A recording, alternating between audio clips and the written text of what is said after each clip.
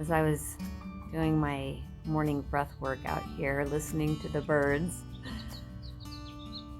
so many things are changing and shifting inside of you, and you can feel it.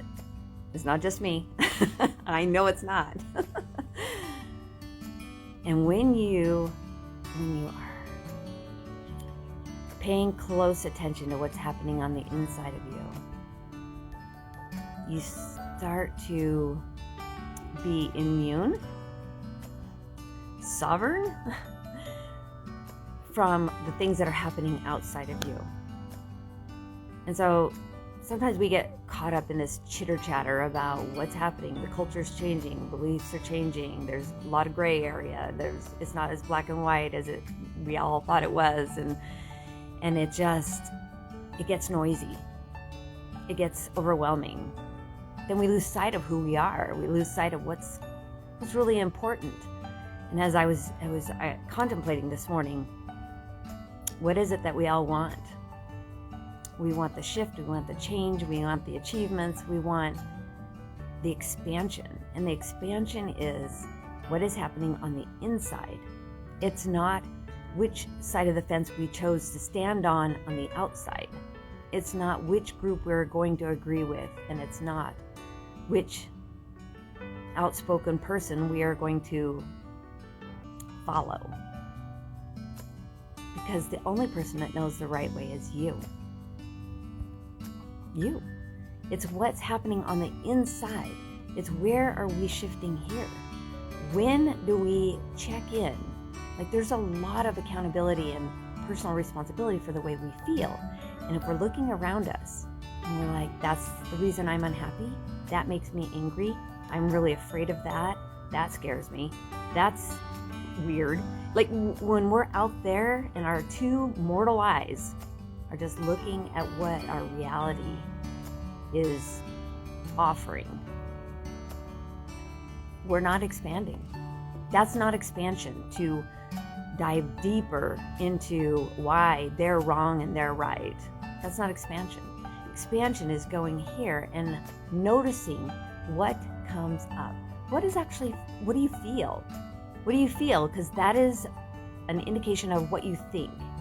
And if you think something that is not in your best interest, it feels yucky.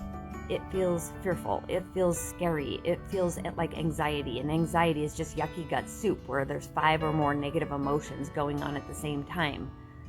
Depression is 15 or more negative emotions, and you just go into shutdown mode. There's just so much that we have control over. And we're like, I can't control this. Like, I can't get rid of my panic attacks. Panic attacks are just more overwhelm added to anxiety on top of anxiety on top of anxiety.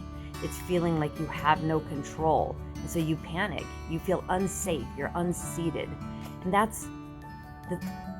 those are just compounded false beliefs, but we're acting as if they're true. It's like, well, if that's true, then I don't have any control and I'm not safe, and this is how I'm going to feel about it. And so those emotions are never wrong because they coincide with the exact thoughts that you're having and the degree to which they are not true. The truth makes us feel good. When we hear something, we're like, ooh, boy, that hit hard. That was good. That felt good. My heart leaped. Yes, joy is just flowing out of me. That's when truth is present. Because what is true is closer to the divine. Yes? Truth leans into what feels good because it comes from, it's good without an extra O. It's just God. So if it feels good or God, you're onto more truth, not less. You are onto more love, not less. But if you're sliding on that sliding rule, like it's us, God doesn't go anywhere. He's steadfast and immovable. It's us. We're like, ooh, scary, moving away from God. Oh, I love. That's closer to God, right? Truth and falsehoods do this in here. And when this is off,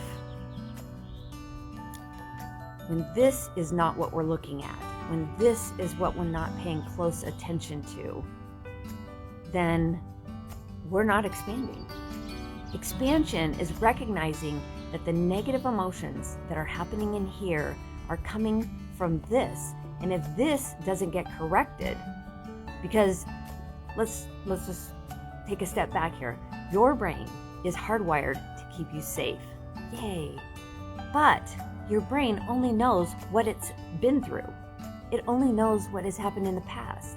And it only can relate today's crises to something relatable to when something like that happened, the same energy of that happened in the past, and you were emotionally immature at the time. You didn't have an understanding of how to handle an adult problem as a child. Emotionally, you took that on in the only way that you could have perceived that at the time. So that emotion got trapped or stuck or frozen in time at an age when you were too immature to handle it. Fast forward to today. When you see something happening in the world that mimics the energy of how you felt, whether you have a conscious recollection of it or not, your brain's like, ooh, not safe, not safe. Focus on it, focus on it, focus on it. Because if you can keep your eyes on the monster won't get you. You'll know which way to run. You'll know where to hide. If the monster's over there, we're going to hide over here. Like, you'll focus on whatever the monster is in your life. You'll focus on what's not safe. Your brain is hardwired to do that. But it is not hardwired to guide you and lead you into the things that you want most that you have not yet experienced. Okay, so how do we know what we're experiencing now that is not going to mislead us? Your inner intelligence knows everything there is to know about what you want, who you are, where you are, and why you are here. Why? Well, that's a big one, because that's where expansion lies, is in the why. It's huge. We're as big as the universe. Our energy is so big, and it's ready to attract everything that we want. It is.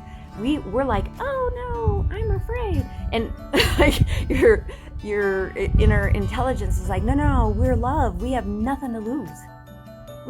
There's nothing that could get in our way. But our brain is like, ooh, we don't agree with them. That's scary. And our whole body is like, ugh, don't love that. And whatever emotions, the negative emotions we can name, because we've never had an emotion that we can't name, those emotions that come up that make us feel yucky are untruths. They're part truths. They have the absence of truth. They have the absence of love, because there's fear involved. If there's fear involved, there's an absence of love. So, you want to expand. Expansion happens in pure love. And the word truth means nothing is missing. It's written out in the Hebrew language with the first letter of the alphabet, the middle letter of the alphabet, and the last letter of the alphabet. So it's all-encompassing, end-to-end truth. Truth feels good. So when nothing is missing because you're full of truth or love, truth, love, light, they're the same. It's the same energy. When you feel one, you feel all. And when you feel all, you feel good. Truth, love, and light. So when you are operating from truth, love, and light, it's because you're doing the inner work. You have all the control to change this and turn this into your personal experience. And for all the achievers out there that have their checklists, the achievement is not the list. The achievement is who you are. That is the goal. That's what brings us peace, joy, happiness, reprieve, relaxation, rest. Like the exhaustion we feel from troubleshooting all the problems in the world, from diets and exercise and nutrition and the depletion of nutrition in the soil and like all the stuff that we're navigating, that we're not even aware that we're navigating, because we're like, that's what life is all about. It's like, To an extent, we have to take care of our bodies, but when you go within, you'll know what your body needs.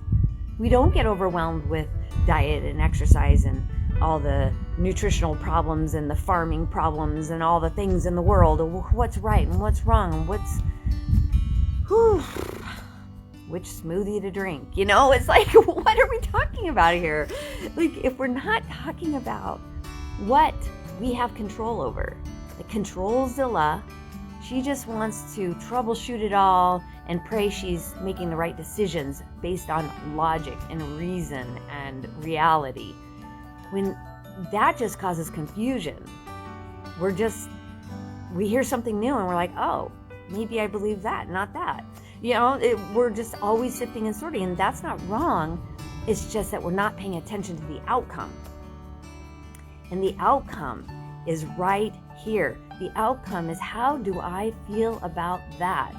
When you're like, ooh, that doesn't feel good, and ooh, that's yucky, and that makes me want to go check my freezer for cookie cake ice cream. Whatever we're doing in here, we've got to look at that, because the very first thing you do is think a thought. And in less than a nanosecond, it translates through our whole body, because this is where your nervous system starts, yes? This is where hormones that are just little neurotransmitters, they're just messengers. They're just running out to the rest of your body going, mayday, mayday, or they're going, all is well, all is well. All our hormones are working in concert together. They all receive the same messaging from the brain of what to do in the body. And so if you're thinking a negative thought, it's less than a nanosecond before the message has been transmitted to each and every organ in your body, and your entire body is now working in concert to manage the environment of you. Not really managing the environment. If it's cold outside, you're not managing the weather, you're managing what you think and feel about the weather. If you think a rainy day is sucky, you're gonna be like, I'm not gonna do anything today. If you think rain is completely not part of your world, your environment remains stable, steadfast and immovable. If you think rain is like it's replenishing the earth, it's watering the grass, the inside is just like, today's the best day ever. You are managing your environment every day, but are you managing it well? Are you managing it intelligently? Right? Intelligence is this thing that makes your arms and legs move. Intelligence is what makes your heart pump and your lungs breathe, and you don't think about it every day. Ooh, did I make my heart breathe? Or my heart beat? No, we don't do that. It's automatic. It's autonomic. So that's the energy. That's the energy of us. And what kind of energy are we putting out into the world? What kind of light and love are we magnifying? How do we increase our inner world so that what we look around, we become impervious to? We're a sovereign being. Their opinion doesn't change how we feel about our inner environment and our inner experience. It's the inner experience that we need to be talking about. If you're not talking about what you're doing inside, then nothing changes in your world. You're just trying to do stuff, trying to get love, trying to be valuable. You're trying to do something, get somewhere, be someone. When the simple answer, I didn't say it was easy. We're a lot of work. But the simple answer is here. The simple answer is, how do I feel right now? And when you can get past happy, sad, and angry, and you can get into, feel smooth. I feel easy. I feel disengaged. I feel disconnected. When you can get into naming how you actually feel, you can reverse engineer that into what you were just thinking about. What were you just thinking about?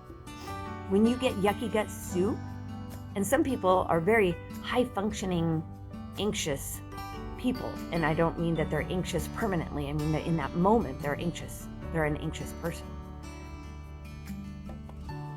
That anxiety, it can just show up out of nowhere. It's like a sucker gut punch. And you're like, man, I'm having an anxiety attack right here while I'm telling a funny joke to all my friends. And nobody can see it happening on the outside, but it's your inner world that you just thought about something and it gave you a yucky gut soup all of a sudden. Panic, same thing. It's just that the quality of your thoughts are even more untrue. And then you can have a full-blown panic attack. Your inner world's just falling apart and crumbling while you're smiling and having a business conversation with somebody. Isn't that amazing? Isn't that amazing how we work and how powerful we actually are to create from here and turn it into something in here, and it dictates the experiences of our lives. We can have good experiences, we can have experiences, and we can have terrible experiences based on what we do with the information we think about. So, what do you want to think about? How are you going to be committed, radically committed? And when I say radically committed, I mean, it sounds like one of those, over-the-top ideas, but radically committed is a principle of integrity. It's like, am I going to be the person that I'm here to be? Am I going to carry out the mission I'm here to carry out? And am I going to shine with all the love and light that I am? Because I can? Because I'm meant to?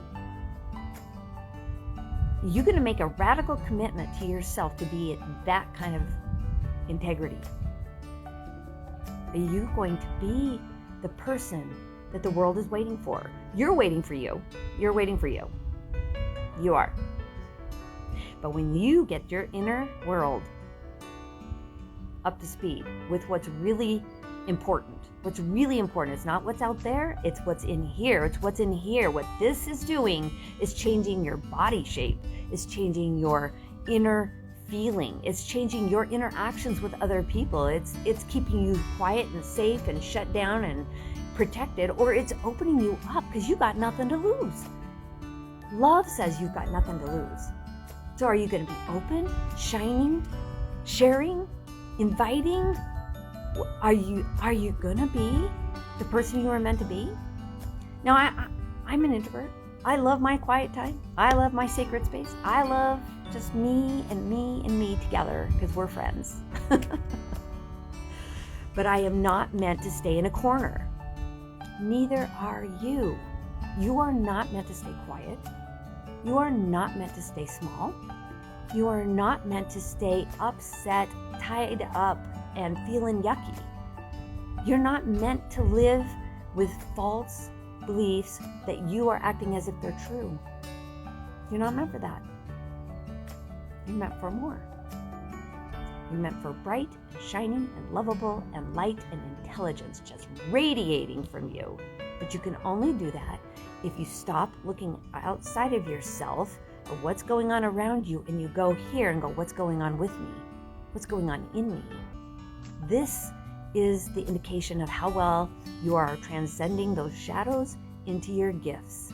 This is an indication of how much you are paying attention to what's not in your control and what is in your control.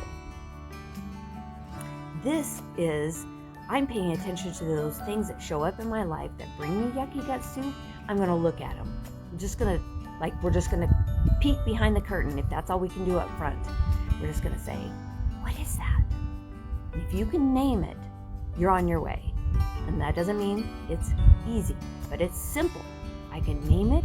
I can figure out, think back, where did that come from? Why do I think that's true? If it's true, it would make me feel good. But if it's making me feel yucky, then I can be like, oh, it's not true. So if it's not true, I can look at it more clearly and kind of turn it around, like figure out, like touch it, feel it. What is that? And why do I continue to act in accordance to the falsehood that I think is true? And I mirror that, like, oh, I should be offended. And if you're like, oh, if I should be offended, I'm looking at that thing going, should I be offended? If being offended makes me feel good, which it doesn't, then if it's not making me feel good, then I need to question it. Because it's only showing up because it's trying to get your attention. It's like, hello, pay attention to us. I'm offended. It's like, why am I offended? Why do I care so much about what someone else thinks of me? Or that they said something that was offensive to me? Why do I care? Because you're the loser. You lose when you feel offended because you are no longer feeling good. If you don't feel good, what is the point? Or it's just wasted energy to feel bad. It's just wasted energy. So if you're feeling bad, you did that. Like you thought that person did something and I'm going to take it personally. You did that. You learned it. You learned it somewhere. But you can also undo that. You don't have to keep doing what you learned how to do. You can say, oh, you know what? Yeah, every time. And then I stew on it and I dwell on it and I focus on it and I find all the reasons why it makes me feel unsafe. What could you have been doing with that mental real estate instead? And it was taking up all this space in your brain. What could you be doing with your time, your light, your effort, your intelligence to shine into the world if you weren't focused on why it was important for you to be offended? Is it important for you to be offended? Is it important for you to give up that kind of time, energy, self-support, confidence? You're giving all those things up when you give energy to something that is not helping you expand. If you want to expand, you're going to give up the old habit of doing the old things that bring negative energy into your being. And when you take personal responsibility and make a radical commitment to living in personal integrity. Integrity is the structure that holds you together, right? That's what your muscles do. They are integritous to your skeletal system, your nervous system, your vascular system. Like, you have to have those muscles or you would just be flopping around on the ground. And that's literally what we do when we choose to keep negative emotion because we think it's important and we think it makes us important to have a cause, be offended, defend ourselves. We think that makes us important and it does not, because it takes away from our light. It takes away from our personal intelligence, our infinite intelligence. It takes away. It's eating at us. It decreases our effectiveness in the world. Love is effective. Love and light. You can see the effect that sun is having on me, the light that brings, like, I have to kind of cover my eyes from how bright that is. That is just symbolic of what you have in you and what you're capable of creating when you stop focusing on the negative energy that you think is important to focus on. And that's just a habit. It's just something that we learned. It's part of the culture. It's like I should be upset and offended and choose a side and be against everybody else. And you can do that. You can do that if you want. You have free agency to choose. And that's why I'm having this little conversation with you, is because choosing wisely is to choose to focus on what you have control over. Choose to focus on the inner life that you lead. And choose to look at the wounds and the frustrations and the triggers and the negative emotion that comes up, because all it's there to do is say, we're underdeveloped and we would like your attention on us, to question us and ask us to improve, ask us to expand, ask us to show up and be part of your life in a positive way. and then you transcend that wound, that trigger, that negative emotion, that trapped emotion, that stuck energy. You transcend it into the gift of your light and your shininess, your love, your unconditionally loving true being, your higher self. And that's your offering to the world. I'm going to go from here to here, and then everything is possible. I'm going to go from here to here, and now I'm limitless. I'm going to go from here to here, and now I have true freedom. Because nothing can take away my happiness. Nothing outside of me can take away what I have decided is best for me. And what is best for you is always going to be erring on the side of love and light. That's actually what's best for all humans. They just don't know it. They think what's best for them is to choose a party in the political sector, or they to choose spiritual over religious. Like, they think that that's what's best for them. And when you choose love and light, that changes your inner world. Now nobody can touch it. You become a sovereign being. I am not affected by you. You are you. And I'm happy that you have your own opinions and your own stuff going on. That's fantastic, because you're sifting and sorting. You're figuring out what you need. And so am I. And your decisions don't affect me. It wipes out codependency. It wipes out suffering. It wipes out old wounds. It wipes out triggers. It wipes out everything. And you can wipe the slate clean. It's not overnight. I'll do a different video on healing. That's a totally different subject. This is the big umbrella. This is the big thing you're here to do on this earth, in this body, this heavy body that's relegated to time and gravity and sleep and food and all the things that keep us busy. But when you pay attention to your inner spiritual world, the body gets lighter. And I mean that metaphorically, and I mean that literally. You set down all the heavy things that are going on up here, your body's just like, whoop, lightens up. Everything changes. It's such a good feeling, because you're here for the expansion. You're here for the expansion of what's not working and make it work. You're here for you. You are the achievement. It's not the things you do out there in the world. It's who you bring to the world. It's you we need. We cannot live without you. You're the only one that does you the way you do it, with your unique gifts and light. And your light is different in that you see things a certain way, and you can explain things a certain way. You can share things a certain way. We need you, but we need the higher you. We don't need the you that's suffering, because you're not here to suffer. You're here for more. You're better than that. You. Expand, expand, expand. Thanks for listening.